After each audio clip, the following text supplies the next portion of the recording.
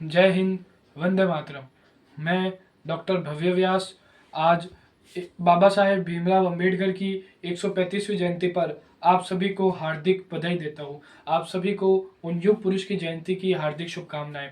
आज उनकी 135वीं जयंती के उपलक्ष्य में मैं बाबा साहेब भीमराव अंबेडकर पर अपने कुछ विचार व्यक्त करना चाहता हूँ, जो उनके जीवन के पक्ष को दर्शाते हैं कि उनका संघर्ष वास्तव में भारतीय समाज के लिए कितना गहरा था।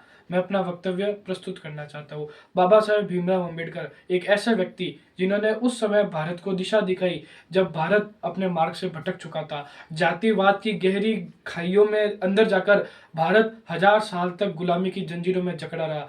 फिर उस गुलामी की जंजीरों और जातिवाद की प्रथा को समाप्त करने के लिए जन्म हुआ एक ऐसे युग पुरुष का जिसने भटके हुए भारत को दिशा दिखाई। नाम था बाबा साहेब भीमराव अंबेडकर। बाबा साहेब भीमराव अंबेडकर कितने प्रतिभाशाली व्यक्ति थे, ये उनके व्यक्तित्व और उनकी शिक्षा प्राप्त डिग्रियों से उनके व्यक्तित्व के बारे में हमको पता चलता है। बाबा साहेब कहा करते थे, शिक्षा शेरनी का दूध है, जो जितना पिएगा उतना दहाड़ेगा। और ये बात हमें स्वयं उनके जीवन में चरितार्थ होते हुए दिखाई देती है। अंबेडकर एक ऐसे व्यक्ति जिन्होंने न सिर्फ कोलंबिया से बल्कि लंदन स्कूल ऑफ इकोनॉमिक्स से भी पढ़ाई करी।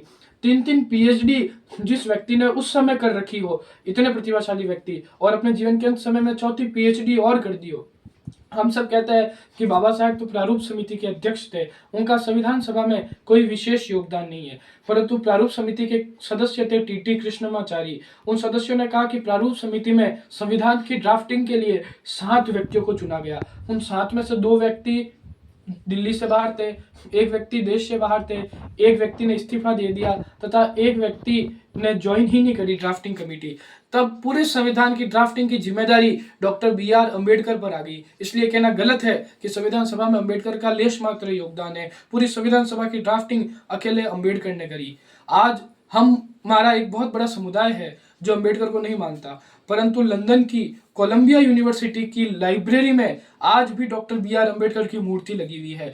लंदन की यूनिवर्सिटी आज ये मानती है कि बाबा साहेब वहां पर पढ़े और वो वहां के सबसे प्रतिभाशाली व्यक्ति थे। न सिर्फ कोलंबिया यूनिवर्सिटी में बल्कि लंदन स्कूल ऑफ इकोनॉमिक्स के अंदर भी वहां के गेट पर वहां के किसी देश के लेखक की नहीं बल्कि हमारे भारत रत्न डॉक्टर बी.आर. अंबेडकर की मूर्ति लगी है। वे इतने प्रतिभाशाली व्यक्ति थे। उन्होंने 2 साल में लंदन स्कूल ऑफ इकोनॉमिक्स में एमए और पीएचडी नहीं करी, बल्कि एमए और पीएचडी के साथ कोलंबिया से भी एमए और पीएचडी कर दी। इतने प्रतिभावान शिक्षा के छात्र हमें अंबेडकर में दिखाई पड़ती है। एक लेखक हुए अंबेडकर के समकक्ष, उन्होंने किताब लिखी द लाइफ ऑफ एशिया। उन्होंने उस किताब में लिखा कि 1932 में जब मैं अंबेडकर से मिलने गया तो सबसे आश्चर्यचकित करने वाली बात थी उनकी लाइब्रेरी। उनकी लाइब्रेरी में उस वक्त 8000 किताबें थी, और जब उनकी मृत्यु हुई तो उनकी मृत्यु के समय उनके घर से 35,000 किताबें प्राप्त की गई। इससे हमको पता चलता है बाबा साहेब ने अपने जीवन में कितना विस्तृत अध्ययन कर रखा था। डॉक्टर भीमराव अंबेडकर जब लंदन स्कूल ऑफ इकोनॉमिक्स से पढ़कर वापस भारत आए, तो जब वो भारत उतरे तो जब बड़ौदा में उतरे तो उनको बड़ौदा महाराजा के सैन्य सचिव के तौर पर नियुक्त किया गया। परंतु जब वो बड़ौदा में उतरे तो वो उनको कोई धर्मशाला में ठहराने को तैयार नहीं था कि एक हिंदू धर्म के अछूत व्यक्ति को अपनी धर्मशाला में नहीं ठहराएंगे। तो वो एक पारसी धर्मशाला में गए, परंतु पारसी धर्मशाला में भी उनको यह कह के मना कर दिया गया कि आप एक अछूत व्यक्ति, हम आपको अगर रुकाएंगे हमारी धर्मशाला में तो हमारी धर्मशाला गंदी हो जाएगी। उससे कुछ समय बाद का वाकया है कि डॉक्टर भीमराव अंबेडकर महाराष्ट्र जाते हैं किसी काम से। तो महाराष्ट्र में जब वो जाते हैं तो रास्ते में दौलताबाग का किला आता है। तो अंबेडकर सोचते हैं कि इस ऐतिहासिक स्थल को मैं घूमता हुआ चलूं। तो वो जब दौलताबाग के किले में जाते हैं तो वहां पे कुंड था पानी का। तो अंबेडकर को बहुत प्यास लगती है, तो वो वहां पर हाथ मुंह धोकर पानी पीते हैं। तो कुछ मुसलमान लाठी लेकर उनके पीछे आ जाते हैं कि आप एक अछूत व्यक्ति है। अंबेडकर उनसे कहते हैं कि पर इस्लाम में तो जाति प्रथा है ही नहीं, आप लोग तो जातिवाद में कहाँ मानते हैं। क्या वो उन्होंने कहा कि वो सब हम नहीं जानते, परंतु आप हिंदू धर्म के एक अछूत व्यक्ति है, आपने पानी कैसे पी लिया। ये बात अंबेडकर को कही गई। तब अंबेडकर ने अपनी किताब में लिखा कि जो व्यक्ति हिंदुओं के लिए अछूत है वही व्यक्ति ईसाइयों के लिए भी अछूत है, वह पारसी के लिए भी अछूत है, और वही मुसलमानों के लिए भी अछूत है। हर समाज में जातिवाद को देखते हुए अंबेडकर का मन बड़ा विचलित हुआ।